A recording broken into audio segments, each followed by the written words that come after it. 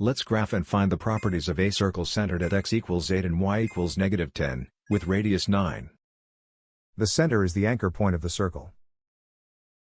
The center is at x equals 8, y equals -10. The radius is the distance from the center to the circle. Step out by the radius, right, left, up, and down.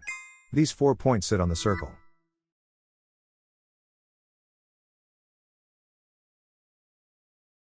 A circle equation uses center shifts on the left, radius squared on the right. Substitute the center values and the radius before simplifying the signs. Now simplify the center shifts. Subtracting a negative center coordinate becomes plus.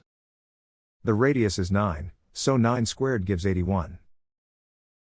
Now we derive the related properties from the radius. The diameter is 2 radii across, 2 times 9 equals 18. The circumference is 2 pi r, 2 times pi times 9 equals 18 pi. The area is pi r squared, pi times 9 squared equals 81 pi. So this circle is described by its center and radius.